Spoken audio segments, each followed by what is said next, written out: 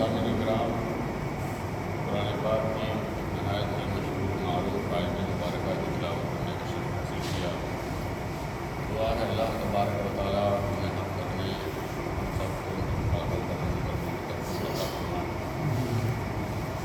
گزشتہ کئی دنوں سے نماز کے متعلق میں چند باتیں کر رہا تھا۔ اب وہ مسائل جن کا جان مسلمانوں پر لازمی ضروری ہے، اس میں سے چند باتیں آپ کے سامنے میں نے پیش کیا اس لیے تاکہ ہمارے مسلمان جو آج مسجدوں سے دور رہے اور نماز نہیں پڑھنے آتے ہیں، یہ بہانہ کرتے ہیں کہ ہم نماز کے مسائل نہیں جانتے ہیں کہ نماز میں کیا کیا ضروری ہے، انہیں جاننے کی وجہ سے سمجھتے ہیں کہ نماز شاید بہت بڑا اس کے اندر کارنامہ کیا جاتا ہے یا نہیں کیا جاتا ہے، اس کی وجہ سے لوگ دور بھاگتے ہیں۔ جیسے بہت سارے لوگ یہ سوچتے ہیں کہ نیت یاد نہیں ہے تو کیا کریں گے، شکر نہیں ہے کیا کریں گے۔ ان تمام چیزوں کے متعلق ہم نے باتیں کی۔ آج قرآن پاک میں مسائل مبارکہ کی تلاوت کرنے کا شرف حاصل کیا۔ جب ہم نماز پڑھنے لگے ہیں، قرآن پاک میں ہے کہ اے ایمان والو، صبر اور نماز کے ذریعے مدد کرو۔ صبر اور نماز کے ذریعے مدد کرو، کیونکہ جب ہم نماز پڑھنے آتے ہیں اس میں جہاں رب کی تعریف و توصیف بیان کرتے ہیں، حمد بیان کرتے ہیں، جسے ثنا پڑھتے ہیں، اس میں رب کی تسبیح بیان کی جاتی ہے، اس کی تعظیم بیان کی جاتی ہے، پھر سورہ فاتحہ کی تلاوت ہوتی ہے، اس میں الحمدللہ رب العالمین سے شروع ہوتا ہے تمام اچھائیاں، تمام تعریفیں اس اللہ عز و جل کی ساری جہاں کا پالن ہے۔ یہ کر کر کے بندہ کرتا ہے، اقرار کرتا ہے۔ جہاں اللہ تبارک و تعالیٰ نے اپنی تعریف کرنے کا طریقہ بندے کو سکھایا ہے، وہاں یہ بھی سکھایا ہے کہ میری بارگاہ میں آؤ گے تو مانگو گے، کیونکہ دینے والا وہی سب ہے۔ اور نماز پڑھنے آتے بھی اس لیے ہے کہ جہاں اللہ تعالیٰ نے ہم پر فرض قرار دیا ہے، صرف اس لیے تاکہ بندہ اطاعت الہی کر کے، اطاعت رسول کر کے قرب الہی کو حاصل کر سکے۔ اس وجہ سے اللہ تبارک و تعالیٰ نے بندے مومن پر احکام نازل کیا۔ اس لیے قرآن پاک میں ارشاد فرمایا ہے کہ اللہ و رسول اولئک مع الذین انعم اللہ علیہم من النبیین والصدیقین والشہداء والصالحین، یقیناً وہ لوگ اللہ اور اس کے رسول صلی اللہ تعالیٰ علیہ وسلم کی اطاعت و فرمانبرداری کرتے ہیں، ان کا کہنا مانتے ہیں، ان کو بتایا گیا طریقے پر چلتے ہیں۔ یہ وہ لوگ ہیں، یہی لوگ ان لوگوں کے ساتھ ہیں جن پر اللہ تعالیٰ نے انعام کر دیا۔ اس لیے نماز میں کھڑے ہو کر کے دعا کرتے ہیں، اللہم اہدنا الصراط المستقیم، کہ ہمیں سیدھے راستے کی ہدایت عطا کر۔ نماز جیسے افضل عبادت میں سے جو رب کی تعریف و توصیف بیان کر رہے ہیں، ان کے الوہیت کو بیان کر رہے ہیں، ان کے ربوبیت کو بیان کر رہے ہیں، ان کی صفت رحمانیت اور رحیمیت کو بیان کر رہے ہیں، جہاں اقرار کر رہے ہیں، وہیں بندہ یہ بھی کرتا ہے کہ ہدایت دینے والا، ہدایت کے راستے پہ چلانے والا میرے ذات کے سوا کوئی اور نہیں۔ اب نماز پڑھنا بندہ مومن پر فرض ہے،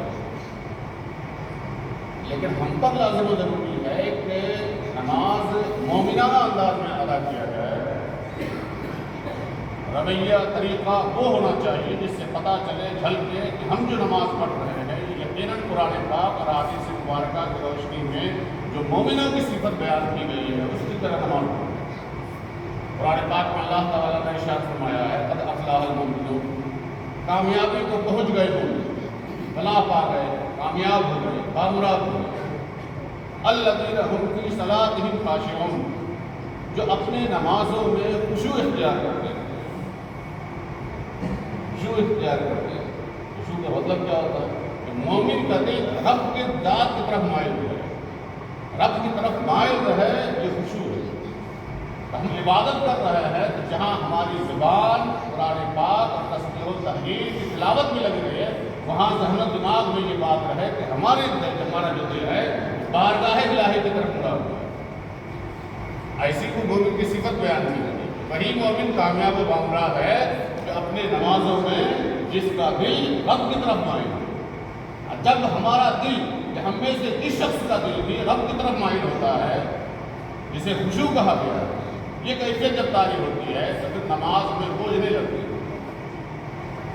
نماز جب ہم ادا کرتے ہیں تو خشوع خضوع سے ادا کرتے ہیں، احساس و برداشت سے، بوجھ سمجھ کر نہیں کرتے۔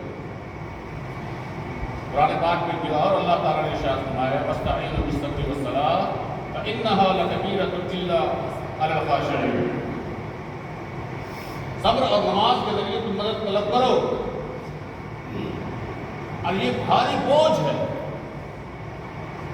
کہ عام لوگوں کو، یہ منافقوں پر یہ بوجھ بن جاتا ہے، الا علی الخاشعین، لیکن جس کا دل رب کی طرف مائل ہے، جس کے دلوں میں خشوع اور خضوع ہے، اس پر بوجھ نہیں ہے۔ اگر ہم میں سے کسی شخص کے دلوں میں ایسا لگتا ہے کہ اللہ تعالیٰ نے یہ بوجھ ہمارے اوپر ڈالا ہے، تو کہیں ایسا تو نہیں کہ ہم نے گناہوں میں یا رب کی نافرمانی کر کے ہم اتنے دور چلے گئے ہیں کہ جو چیز قرب الہی کا سب سے بہترین ذریعہ ہے، افضل ترین ذریعہ ہے، ہم اس سے دور بھاگ رہے ہیں۔ تو مسلمانوں، اس سے بھاگنے کی ضرورت نہیں ہے۔ اللہ تعالیٰ خود ارشاد فرماتا ہے قل یا عبادی الذین اسرفوا علی انفسہم، اے میرے بندو جو اپنے آپ پر ظلم کر بیٹھے، نافرمانی کرتے، اسی کو گناہ کرتے، نبی اور رسول کی نافرمانی ہو، یعنی ان کی سنتوں پر نہ چلنا، اللہ عز و جل کی نافرمانی ہو، یعنی کہ کام فرائض و واجبات پر عمل نہ کرنا، ان کے منہیات سے نہ بچنا، جن فرائض کو عمل کرنے کا حکم دیا اس میں نہ کرنا، یہ کر کے اگر تم اپنے آپ پر ظلم کر بیٹھے ہو، خود کو گناہگار کر بیٹھے ہو، تو ایسا نہ سمجھو کہ تم برباد ہو جاؤ۔ اللہ اس قدر رحیم ہے کہ اللہ ارشاد فرماتا ہے لا تقنطوا من رحمۃ اللہ، کہ اللہ کی رحمت سے مایوس نہ ہو جاؤ۔ یعنی اپنے محبوب سے کہہ رہا ہے قل یا عبادی اللہ، اے محبوب تم کہہ دو، فرما دو کہ اے میرے گناہگار بندو، اللہ کی رحمت سے مایوس نہ ہو۔ کیوں؟ اللہ سارے گناہوں کو بخشنے والا ہے۔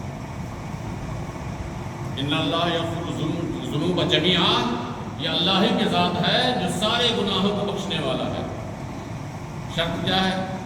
شرط یہی ہے کہ اس کے بارگاہ میں آؤ، اللہ عز و جل کی بارگاہ میں آؤ، وَأَسْلَمُ لَهُ، اور اس کے فرما برداری میں لگ جاؤ، اس کا کہنا ماننے لگو، اطاعت و فرما برداری میں لگ جاؤ۔ یہ جب لگو گے تو رحمت الہی تمہیں ڈھانپ لے گی۔ اور یہ وہ بارگاہ ہے، ارے اللہ عز و جل کی یہ وہ بارگاہ ہے کہ جہاں بندہ سچے دل سے توبہ کرتا ہے۔ اب دل کی کیفیت وہ ہوتی ہے جو صرف بندہ جانتا ہے اور رب جانتا ہے کہ ہم دل میں کیا توبہ کر رہے ہیں اللہ سے۔ یہ ایک ایسی کیفیت ہے جو صرف رب جانتا ہے، یا وہ بندہ جانتا ہے کہ ہم کس طریقے سے اور کتنے خلوص و للہیت کے ساتھ رب کی بارگاہ میں توبہ کر رہے ہیں۔ اب بندہ جس قدر اپنے دل سے خشوع و خضوع کے ساتھ، نیک نیتی کے ساتھ رب کی بارگاہ میں توبہ کرتا ہے تو اللہ تعالیٰ سے اسے معاف نہیں کرتا، بلکہ اللہ تبارک و تعالیٰ اسے اپنا محبوب بندہ بناتا ہے۔ محبوب بندہ بننے کے لیے تو ایک یہ ہے کہ اللہ کی فرما برداری کرے، اس کی اطاعت کرے، لیکن رب کی رحمت ذرا دیکھیں، وہ کس قدر رحیم ہے، کس قدر رحمان ہے وہ، کہ نافرمانی ہو جائے، رب کی بارگاہ میں توبہ کرے، اس کی بارگاہ میں استغفار پڑھے، تو اللہ تبارک و تعالیٰ صرف اسے معاف نہیں کرواتا ہے بلکہ اسے اپنا محبوب بندہ بناتا ہے۔ مطلب یہ ہوا ہے کہ چاہے وہ نیک ہو یا گناہگار، اگر آپ کو محبوب بندہ بننا ہے اللہ کا تو رب کی بارگاہ میں ہر وقت حرام توبہ کرتے رہو۔ اس لیے نبی اکرم صلی اللہ علیہ وسلم ارشاد فرماتے ہیں انی استغفر کل یوم 70 مرۃ، کہ میں روزانہ 70 مرتبہ اللہ کی بارگاہ میں استغفار کرتا ہوں، اے مومنو تم بھی استغفار کثرت کے ساتھ کیا کرو۔ تو رب کی بارگاہ میں استغفار کرنا، ان سے مانگنا میرے دوستوں، یہ اللہ تبارک و تعالیٰ نے بتایا۔ نماز افضل ترین عبادت ہے۔ اگر نماز پڑھنے آ رہے ہیں تو اس میں ہم جہاں ہدایت کے جہاں طلبگار ہوتے ہیں، وہیں گناہوں کی بخشش کی مانگتے ہیں۔ اللہم اغفر لی، اے اللہ ذکر مجھے بخش دے، ولوالدیہ میرے ماں باپ کو بخش دے، ولمن تولد اور تمہاری ذریت تمہاری اولادوں کو بخش دے۔ ذرا سوچ کے دیکھیں، ایک بندہ نماز پڑھنے آ رہا ہے اور صرف اپنے لیے حق میں نہیں بلکہ پوری کائنات کے مسلمانوں کے حق میں دعا کر رہا ہے، یعنی بخشش کا جب مانگ رہا ہے رب کی بارگاہ میں، دربار تو چھوٹا ہے نہیں، اس کے خزانے میں کسی چیز کی کمی نہیں ہے۔ جب مانگا جا رہا ہے تو صرف اپنے بارے میں نہیں، پوری کائنات کے بارے میں۔ خود حضرت ابراہیم علیہ السلام دعا کیا کرتے تھے، رب اجعلنی مقیم الصلاۃ ومن ذریتی ربنا وتقبل دعا، اے اللہ سب مجھے اور میری اولاد کو، میری نسلوں کو نماز پڑھنے والا بنا۔ نماز پڑھنے والا کیوں؟ اس طرف کی فرمانبرداری بھی ہے، اس میں اللہ کی تصویر بھی ہے۔ ہم میں سے ہر شخص کے ماں باپ، دادا پر دادا کروڑوں کی زمینیں چھوڑ کر کے گئے، کروڑوں، اور آج اس کے اوپر ہم لوگ عیش کی زندگی بسر کر رہے ہیں، لیکن دل کی گہرائی سے سوچئے کبھی ہم نے اس کے لیے دعا مغفرت کرے کہ ہمارا پر دادا نے 5 ایکڑ زمین یا 35 ایکڑ زمین چھوڑ کے گیا ہے، جس کی وجہ سے آج ہم عیش کی زندگی گزر رہے ہیں، چلو آج اس کے حق میں دعائیں مغفرت کرتے ہیں۔ کسی کو یاد نہیں رہتا، کتنوں نعمتیں دنیا میں چھوڑ کے چلے جائیں، وہ بھول جاتا ہے یہ دنیا اسی جگہ ہے۔ لیکن آپ اپنے اولاد کو اگر آپ نمازی بنا دیے، آپ نماز پڑھنے والا بن گئے اور اپنے اولاد کو نماز پڑھنے والا بنا دیے ہیں، تو کیا کہہ رہا ہے؟ رب اجعلنی مقیم الصلاۃ ومن ذریتی ربنا وتقبل دعا، اے اللہ عز و جل مجھے اور میری اولاد کو، میری نسل کو نماز پڑھنے والا بنا، میری ذریت کو نماز پڑھنے والا بنا۔ ربنا وتقبل دعا، جو وہ عبادت کرے، چاہے میں کروں یا ہمارے خاندان والے آنے والی نسل کرے، اے اللہ عز و جل تو اسے قبول بھی فرما۔ پھر کیا کر رہا ہے؟ ربنا اغفر لی ولوالدی وللمؤمنین یوم یقوم الحساب۔ بات یہاں یہ ہو گئی نماز کی نا، لیکن نماز کی جب بات ہوئی، حضرت ابراہیم علیہ السلام دعا کر رہے ہیں، تو آگے جو دعا ہے ذرا دیکھیں کیا کر رہے ہیں۔ رب اجعلنی مقیم الصلاۃ ومن ذریتی ربنا وتقبل دعا، اس میں تو صرف نماز کے بارے میں ہے، عبادتوں کے بارے میں ہے، فرمانبرداری کے بارے میں ہے، لیکن بندہ فرمانبردار بنتا ہے، اس کی اولاد، اس کی نسل، اس کی ماں، اس کی بیٹی، اس کی بال جب نماز پڑھنے والا بن جاتا ہے تو کیا ہوتا ہے؟ ربنا اغفر لی ولوالدی وللمؤمنین یوم یقوم الحساب۔ جب حساب و کتاب کے لیے قیامت کے دن لوگ لائن لے کر کھڑے، اس وقت مجھے بھی اور میرے ماں باپ کو بھی اور سارے مسلمانوں کو بخش دیجیے۔ ذرا سوچیں، یہ تو نبی اکرم صلی اللہ علیہ وسلم ارشاد فرماتے ہیں، امتی کالمطر لا یدری اولها خیر ام آخرها، میری امت بارش کی طرح ہے، جس طرح بارش رحمت ہے، کوئی یہ نہیں کہہ سکتا ہے اس کا پہلا قطرہ فائدہ پہنچا رہا ہے یا آخری، سراپا و رحمت ہے۔ بعین ہی میری امت، نبی اکرم صلی اللہ علیہ وسلم ارشاد فرماتے ہیں، یہ بھی روئے زمین پر رحمت بن ہے، سب کے لیے دعائیں مغفرت کر رہا ہے۔ ذرا سوچ کے دیکھیں، ایک نمازی انسان اگر انتقال کر جائے تو لوگ کی سمجھیں گے فلاں کا ابا انتقال کر گیا، فلاں کا بیٹا انتقال کر گیا، فلانا کے شوہر انتقال کر گیا، یہی کہے گا نا۔ زیادہ زیادہ کس کو تکلیف ہو رہا ہے؟ اس کے اولاد کو، اس کے ماں باپ کو، اس کی بیوی بچوں کو۔ لیکن سچ پوچھیے، اگر بندے مومن انتقال ہوتا ہے تو صرف اس کے گھر والوں کو نقصان نہیں ہوتا، کائنات کے سارے مسلمانوں کا نقصان ہوتا ہے، کیونکہ وہ ہر ایک کے لیے دعا کرتا ہے۔ اس لیے آخری وقت بھی اس کے لیے جب دعا کی جاتی ہے تو صرف اس میت کے لیے دعا کرتے ہیں، بلکہ کرتے ہیں ربنا اللہم اغفر لنا، اللہم اغفر لحینا ومیتنا وشاہدنا وغائبنا وصغیرنا وکبیرنا وذکرنا وانثانا، پوری دعا دیتی، اے اللہ تعالیٰ مجھے بخش دے، اللہم اغفر لحینا ہمارے زندوں کو بخش دے، ومیتنا ہمارے مردوں کو بخش دے جس دنیا سے چلے گئے، شاہدنا جنازے میں شریک ہے اسے بخش دے، وغائبنا جو کوئی بھی غائب ہو، اپنے ہوئے بیگانے اسے بھی بخش دے، صغیرنا چاہے چھوٹے ہو اسے بخش دے، کبیرنا چاہے بڑے ہو اسے بخش دے۔ ذکرنا و انسانا، چاہے وہ ہمارے مرد ہوں اسے بخش دے، چاہے عورتیں ہوں اسے بخش دے۔ اب بتائیے دنیا میں کوئی بچا، کوئی مومن دنیا کا بچا؟ نہ زندہ بچا ہے، نہ اس دنیا سے جو چلا گیا اسے چھوڑا ہے، نہ چھوٹوں کو چھوڑا، نہ بڑوں کو چھوڑا، نہ عورت کو نہ مرد کو، ہر ایک کو دعائے مغفرت میں شامل کر دیا۔ تو نماز ایک ایسی عبادت ہے جب وہاں پر آتے ہیں تو جہاں کھڑے ہو کر کے کہتے ہیں الحمدللہ رب العالمین، اور آخر میں کہتے ہیں اہدنا الصراط المستقیم سے مانتے ہیں۔ اس وجہ سے میرے دوستوں یہ نماز افضل ترین عبادت بھی ہے، اور سچ پوچھیے تو ذات الہی کے قرب حاصل کرنے کے لیے سب سے بہترین ذریعہ ہے۔ لیکن ہم کیا کیے؟ غفلت میں رہے۔ 5 وقت اذان کی آواز آتے رہتی ہے، حی علی الصلاۃ، آؤ نماز کی طرف، حی علی الفلاح، اللہ تمہیں کامیابی دے، آؤ گے تب؟ ذرا سوچ کے دیکھیں کیسا دیا ہے ایک آدمی۔ نماز کا جو ٹائم دیکھیں، ایک آدمی 8 بجے کمانے کے لیے جا رہا، چاہے وہ جس بھی ہے، ایک کسان ہے کھیت کھلیان دیکھنے گیا، ایک کاروباری آدمی ہے اپنا بزنس سنبھالنے کے لیے، ایک آفیشیل آدمی ہے آفس گیا ہے، یعنی جو جس ڈپارٹمنٹ کے وہاں گیا۔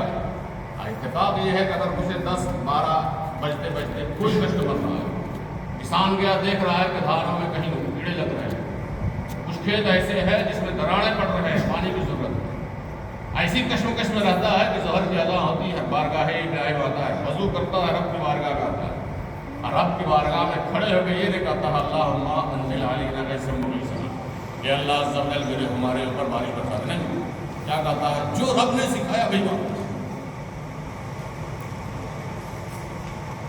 جو رب نے سکھایا وہی کہتا ہے اہدنا الصراط المستقیم، صراط الذین انعمت علیہم، راستہ اس پہ چلا ہے جس پر تو نے انعام کیا ہے۔ انعام یافتہ لوگ کون ہیں؟ انبیاء ہیں، صدیقین ہیں، 14 صالحین۔ کیا وہ لوگ ناکام ہوئے ہیں؟ تو رب کی بارگاہ میں جب کھڑے ہو کر کے یہ دعا کریں گے تو کیا رب کی رحمت گلوش نہیں ہے؟ کیا رب نہیں جانتا ہے کہ ہمارا بندہ 4 گھنٹے تک کی محنت کیا لیکن ابھی تک اسے برکت اسے کچھ نہیں ملا؟ تو مصائب و آلات سے نکالنے والا ذات صرف وہی ہے، اس لیے بارگاہ الہی میں کھڑے ہو کے دعا کرتا ہے۔ السلام پھیرنے سے پہلے دعائے معصورہ پڑھتے سارے لوگوں کے لیے دعائے مغفرت کرتا ہے۔ اس لیے اللہ تبارک و تعالیٰ نے ارشاد فرمایا ادعوا ربکم، اپنے رب سے دعا مانگو، تضرعاً گڑ گڑا کر، خفیہ چھپ چھپ، کیونکہ سننے والا وہ ذات ہے، دینے والا وہی ذات ہے۔ اس لیے مسلمانوں نماز پڑھنا شروع کیے ہے تو جہاں پاکی کا خیال رکھتے ہیں وہیں نماز کی بھی جو بھی واجبات ہے، فرائض ہے، اسے بتدریج سیکھنے کی کوشش کریں۔ اگر آپ ناپاکی کا خیال نہیں کریں گے اور ناپاک اگر رہیں گے تو آپ نماز پڑھیں گے، نماز کے اندر برے خیالات آئیں گے، دماغ ادھر ادھر بھٹکے گا، اب پھر کیسا ہوگا؟ منافقوں کی طرح جو قرآن پاک میں کہا وَإِذَا قَامُوا إِلَى الصَّلَاةِ قَامُوا كُسَالَىٰ، کہ جب وہ نماز کے لیے کھڑے ہوتے ہیں تو کاہلوں کی طرح، ایسا لگتا ہے کہ بوجھ بن گیا ہے۔ اب پڑھ رہے ہیں کیوں؟ وَيَرَاهُمُ النَّاسُ، صرف اس لیے تاکہ لوگوں کو دکھائیں کہ ہم نمازی ہیں، فقط نہیں، پاکی کا بھی خیال رکھیں۔ تو پاکی کا صرف ایک نہیں خیال رکھا جائے، جسم پاک ہو، کپڑا پاک ہو، جگہ پاک ہو، لیکن دل و دماغ اور ذہن و دماغ کو پاک کرنے کے لیے حلال رزق بھی ہو، اپنے آپ کو زبان کو بھی کنٹرول کیا جائے، اپنے آپ کو بچایا جائے۔ نبی اکرم صلی اللہ علیہ وسلم ارشاد فرماتے ہیں ثلاث من کنا فیہ فہو منافق، 3 باتیں جس کے اندر ہو وہ منافق ہے۔ ایک حدیث پاک میں جس کے اندر 4 باتیں پائی جا رہی ہو وہ پکا منافق، ان میں سے اگر ایک بھی ہے اسے چھوڑ تک میں سے۔ پہلا کیا ہے؟ اذا حدث کذب، کہ جب وہ بات کرے گا تو جھوٹ بولے گا، بات میں جھوٹ، یہ منافقوں کی علامت ہے۔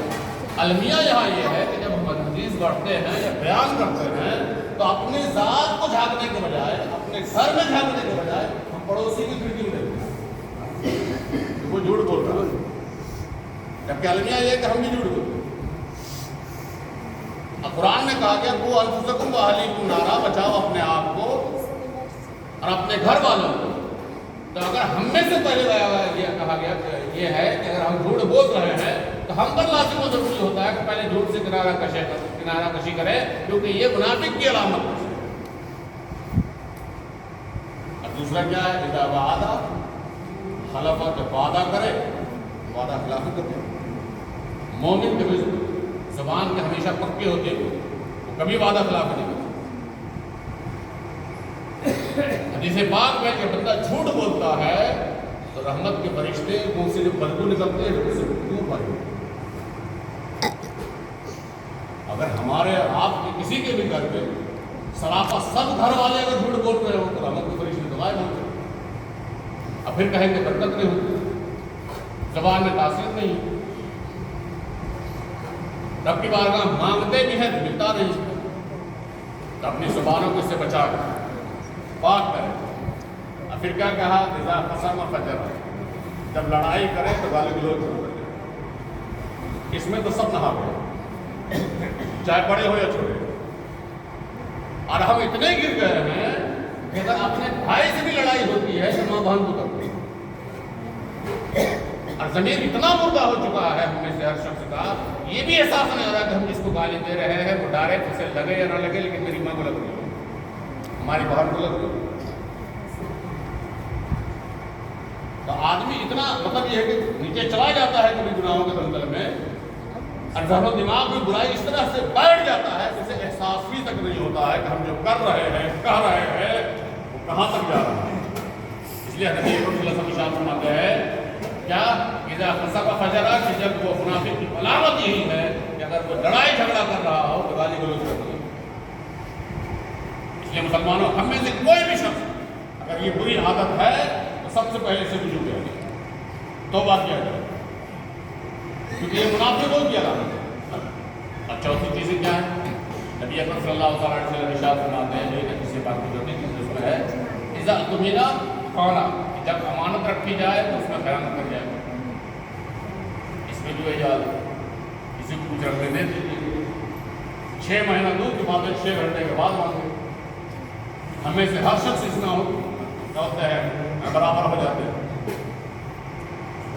آج اسی وجہ سے خاندانی مسلمان ہونے کے باوجود بھی ہم میں سے کسی شخص کو یہ احساس نہیں ہوا کہ اپنے آپ کو، اپنے گھر والوں کو، اپنے معاشرے کو قرآن پاک اور حدیث مبارکہ کی روشنی میں ڈھال کر کے ایک سچے پکے مسلمان بن کر کے لوگوں کے سامنے آئیں، تاکہ دنیا والوں کو پتہ چلے کہ یہ اسلام کے ماننے والا اتنا اچھا ہے کہ اسلام کتنا اچھا ہو۔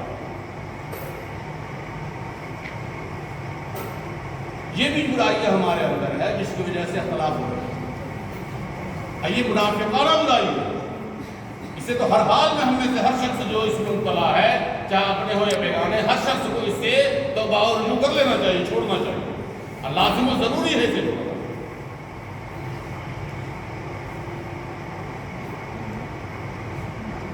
اگر ان برائیوں سے بھی بچ رہے ہیں اور رب کی بارگاہ میں توبہ کر رہے ہیں تو اللہ ارشاد فرما رہا ہے کہ اللہ یحب التوابین، یقیناً وہ اللہ ہی ہے جو توبہ کرنے والوں کو اپنا محبوب بندہ بناتا ہے، وہ جو یحب المتطہرین، جو خوب پاکی حاصل کرتا ہے۔ روایتوں میں یہ بھی آیا ہے کہ کچھ لوگ صحابہ میں سے کچھ ایسے تھے جو رفع حدث کے لیے جاتے تھے، پہلے ڈھیلے کا استعمال کرتے تھے، ڈھیلے کے بعد پانی استعمال کرتے تھے، نفاذت پسند تھی۔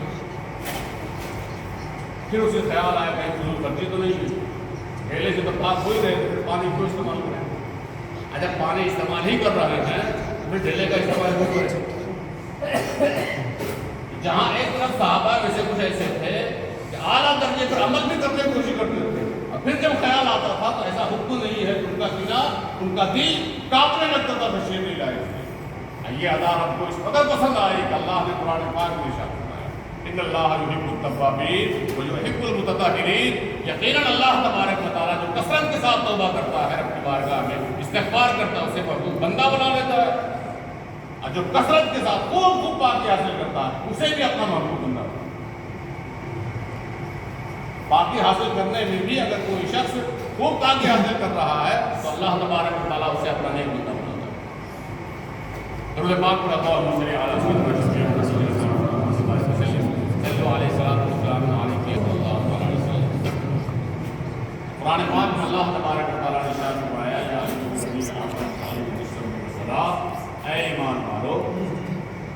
اور نماز کے ذریعے مدد کرو۔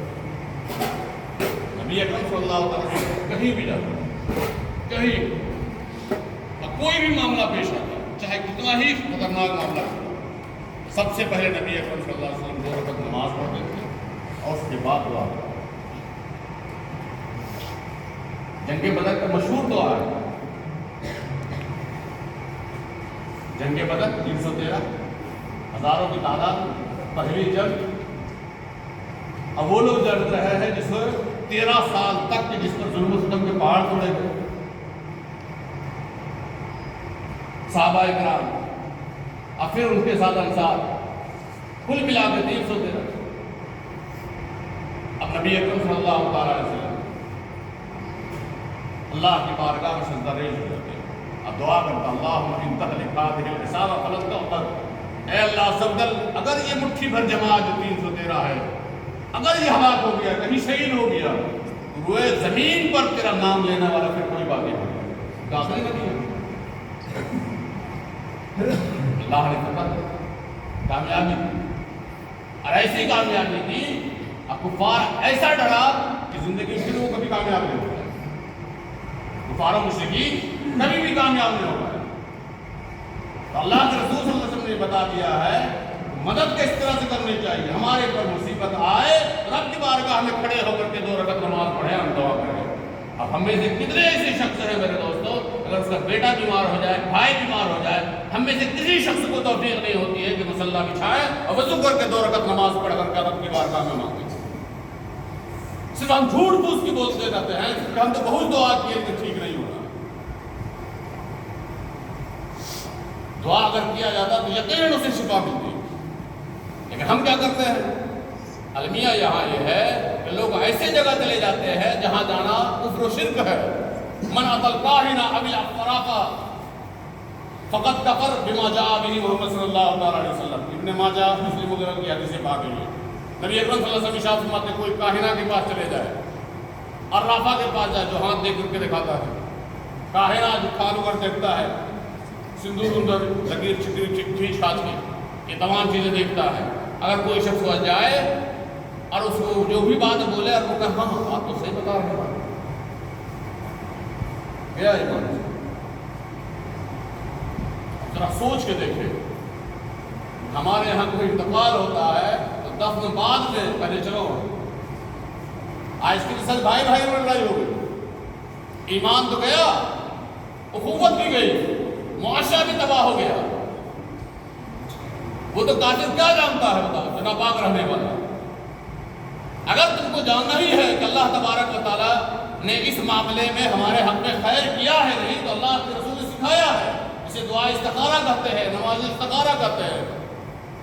سونے سے پہلے 2 رکعت نماز پڑھے استخارہ کی نیت کے ساتھ، کسی بھی معاملے میں ہو، اور اس کے بعد استخارہ کی دعا پڑھ کے سوئے، انشاءاللہ اگر وہ جگہ پاک ہوئے پہلی یا تیسری رات تک انشاءاللہ اللہ کی طرف سے آپ کو بشارت مل جائے گی، خوشخبری مل جائے گی کہ یہ کام، یہ کار خیر آپ کے لیے بہتر ہے یا نہیں۔ تو ہمارے رسول نے ایسا نہیں چھوڑ دیا ہم لوگوں کو، دنیا کے ہر شعبے میں، زندگی کے ہر قدم پر اللہ کے رسول صلی اللہ علیہ وسلم ہماری رہنمائی کی، لیکن المیہ یہ ہے کہ ہم رسول اکرم صلی اللہ علیہ وسلم کی اطاعت و فرمانبرداری کو چھوڑ کر کے ایسے طریقے اپنا لیے ہیں جو قرآن پاک اور احادیث مبارکہ کے سراسر خلاف ہے، اور ہم میں سے کسی شخص کو احساس نہیں ہے۔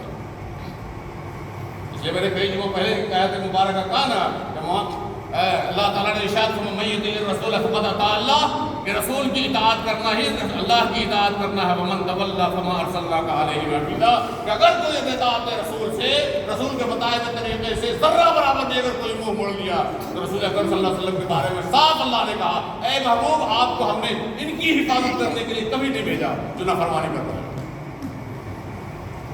جو اطاعت و فرمانبرداری نہیں کر رہے اس کے لیے بھیجا ہی نہیں آپ کو۔ رحمت الہی سراپا رحمت ہے حضور صلی اللہ علیہ وسلم، تو ہمیں بھی رحمت الہی ملے گی تو ان کی اطاعت و فرمانبرداری میں۔ اس لیے گناہگار بندہ بھی ہے جس نے کہا قل یا عبادی الذین اسرفوا علی انفسہم، اے میرے بندو، اے میرے گناہگار بندو، اللہ کی رحمت سے مایوس نہ ہو، ان اللہ یغفر الذنوب جميعا، یہ اللہ کی ذات ہے جو ساری گناہوں کو بخش دیتا ہے۔ شرط یہی ہے کہ تم اللہ کی بارگاہ میں آؤ، انیبوا الی ربکم، آؤ اپنے رب کی طرف، آؤ اپنے رب کی طرف، واسلموا لہ، اور ان کا کہنا مان لو، ان کے بتائے ہوئے طریقے پر چلو۔ اگر تم چلو گے تو سورہ بقرہ میں اللہ نے صاف لفظوں میں کہا ہے فمن تبع ہدایا فلا خوف علیہم ولا هم يحزنون، جو کوئی بھی میری ہدایت کی پیروی کرے گا، جو کوئی بھی میرے بتائے ہوئے طریقے پر چلے گا، فلا خوف علیہم ولا هم يحزنون، اسے نہ دنیا میں کسی چیز کا خوف ہوگا نہ آخرت کا حزن و ملال۔ کیا مقام ہے اس امت میں کہ صرف اللہ کی ہدایت پر عمل کرنے کی وجہ سے، احکام الہی اسناد نبیہ پر عمل کرنے کی وجہ سے ایک عام مسلمان کو اٹھا کر کے ولایت کے درجے کو اٹھا کر رکھ دیا، جو اولیاء کرام کے بارے میں ارشاد فرمایا الا ان اولیاء اللہ لا خوف علیہم ولا هم يحزنون، اولیاء کے بارے میں ارشاد فرمایا آگاہ ہو جاؤ، اللہ کے ولیوں کو نہ کوئی خوف ہے نہ کوئی حزن و ملال۔ صرف اولیاء کرام ہی نہیں، عام مسلمان بھی اگر اللہ اور اس کے رسول کی ہدایت یافتہ بن جائے اور اس کے بتائے ہوئے طریقے پر چلنا شروع کر جائے تو قرآن پاک میں صاف اللہ ارشاد فرما رہا فمن تبع ہدایا فلا خوف علیہم ولا هم يحزنون، کہ جو کوئی بھی میری ہدایت پر عمل کرے گا اسے نہ دنیا میں کوئی خوف ہے نہ آخرت میں حزن و ملال۔ اب اتنی بڑی فضیلت ہے ہمیں، اتنے انعامات اللہ کی طرف سے ہے ہمیں، لیکن اس کے باوجود بھی ہم رب کی بارگاہ سے اگر دور رہیں گے، بار بار میں اقبال کا ایک شعر دہراتا ہوں کہ ہم تمہاری کا کرم ہے کوئی سائل ہی نہیں، راہ دکھلائے کسے رہنمائی منزل ہی نہیں، تربیت عام ہے وہ قابل جوہر ہی نہیں، جس سے تعمیر ہو آدم کی مبین ہی نہیں، تم میں حوروں کا کوئی چاہنے والا ہی نہیں، جلوہ دور تو موجود ہے وہ ظاہر ہے۔ اس لیے مسلمانوں ابھی بھی موقع ہے، آج اگر ہماری نیند کھلی ہے جمعہ کی صبح، مطلب یہ ہے کہ ابھی زندگی باقی ہے، توبہ کا دروازہ کھلا ہوا ہے، رب کی بارگاہ میں توبہ کرے اور آج اس جمعہ سے عہد و پیمان کر لے۔ دنیا کچھ کہے ادھر سے ادھر ہو سکتے ہیں، لیکن اللہ اور اس کے رسول کے فرمان کا عمل کرنے کے لیے ہم ذرہ برابر بھی ادھر سے ادھر نہیں ہوں گے۔